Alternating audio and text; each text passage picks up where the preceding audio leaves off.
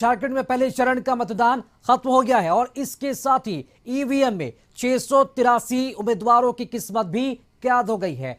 वहीं दूसरे चरण की अगर बात की जाए तो दूसरे चरण के लिए दिग्गजों ने चुनाव प्रचार काफी तेज कर दिया है। इस रिपोर्ट को देखिए। झारखंड में पहले चरण का मतदान संपन्न हो चुका है। 43 सीटों पर मतदाताओं ने अपने मताधिकार का प्रयोग किया। सुबह से ही मतदान केंद्रों पर वोटरों की लंबी कतार दिखी। बड़े नेता बूथ तक पहुंचे और मतदान किया। मुख्यमंत्री हेमंत सोरेन, उनकी पत्नी कल्पना सोरेन रांची में मतदान करने बूथ पर पहुंचे। रांची के सांसद और केंद्रीय रक्षा राज्य मंत्री संजय सेठ ने भी रांची में मतदान किया। पूर्व मुख्यमंत्री चंपई सोरेन ने सरायकेला में वोटिंग की। मिथिलेश ठाकुर ने गढ़वा में, जबकि महुआ माझी ने रांची में मतदान किया। ग्रामीण इलाकों में महिला वोटरों में खासा उत्साह दिखा। वहीं ओडिशा के राज्यपाल रघुवर दास ने जमशेदपुर में वोटिंग की। क्रिकेटर महेंद्र सिंह धोनी ने रांची में अपने मताधिकार का प्रयोग किया। एक तरफ पहले चरण का मतदान चल रहा था, वहीं दूसरे चरण के मतदान के लिए चुनाव प्रचार भी जारी रहा। प्रधानमंत्री नरेंद्र मोदी पहुंचे देवघर के सारठ और बीजेपी उम्मीदवार के लिए चुनाव प्रचार किया और एक बार फिर उठाया घुसपैठ का मुद्दा। झारखंडी गौरव,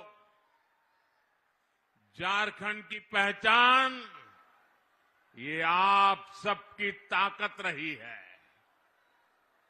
और गर्व से कहते हैं ना कि मैं झारखंडी हूं।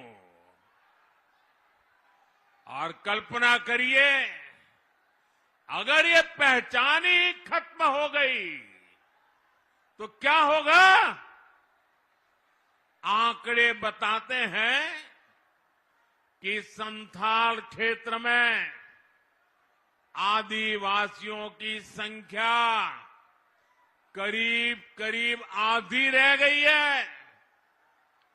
अगर ऐसे ही आदिवासी घटते रहे तो क्या होगा? आपकी जल, जंगल, जमीन, हर चीज पर दूसरों का कब्जा हो जाएगा। पीएम ने आरक्षण के मुद्दे पर एक बार फिर कांग्रेस पर हमला बोला। प्रधानमंत्री ने कहा कि कांग्रेस ओबीसी, एससी और एसटी का आरक्षण खत्म करने की साजिश कर रही है। क्यों? कांग्रेस के इरादे बहुत खतरनाक है। कांग्रेस के शहजादे ने साफ कर दिया है कि वो एससी, एसटी, ओबीसी आरक्षण को खत्म करना चाहते हैं।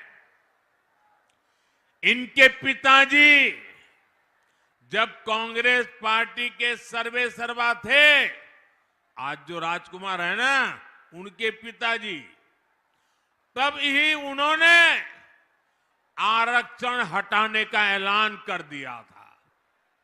उन्होंने अखबारों में विज्ञापन छपाए और विज्ञापनों में आरक्षण को गुलामी बताया था, आरक्षण को बंधुआ मजदूरी बताया था।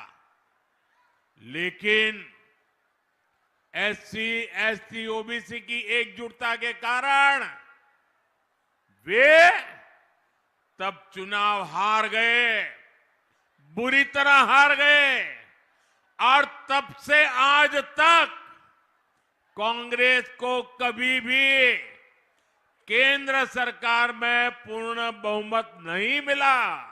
उधर झारखंड के मुख्यमंत्री हेमंत सोरेन और उनकी पत्नी कल्पना सोरेन की चुनावी सभा भी जारी रही। हेमंत ने धनबाद में 3 विधानसभा क्षेत्रों में सभा की और उन्होंने भी आरक्षण को लेकर ही पीएम मोदी और आरएसएस पर निशाना साधा, तो कल्पना सोरेन भी हमलावर रही।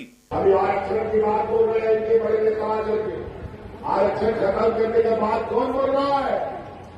पूछिए 2015 में इनके संघ प्रमुख प्रधानमंत्री के पास प्रस्ताव रखा है कि आरक्षण कब तक मिलना चाहिए कि नहीं मिलना चाहिए, इस पर आप समिति बनना चाहिए। ये लोग बोलते संविधान बदलेंगे, ये लोग कहते हैं आरक्षण से बात करते हैं, करेंगे, और ये हम लोग बोलते हैं आरक्षण से बात करें। और याद रखिएगा, ये चुनाव में अगर हम लोगों ने कोई गलती की तो दिल्ली में बैठे ये लोग इस रात में डिलिमिटेशन करके हमारे सभी अधिकारों को खत्म करने का काम करेगा। 43 सीटों पर मतदान में कई दिग्गजों की किस्मत का फैसला होने वाला है। इनमें शामिल है पूर्व मुख्यमंत्री चंपई सोरेन, पूर्व सीएम अर्जुन मुंडा की पत्नी मीरा मुंडा, पूर्व मुख्यमंत्री मधु कोड़ा की पत्नी गीता कोड़ा। इसके अलावा कई मंत्री और झारखंड की राजनीति के बड़े चेहरों की किस्मत भी ईवीएम में कैद हो चुकी है। दूसरे चरण की वोटिंग 20 नवंबर को होगी, जबकि वोटों की गिनती 23 नवंबर को होगी। ब्यूरो रिपोर्ट, कशिश न्यूज।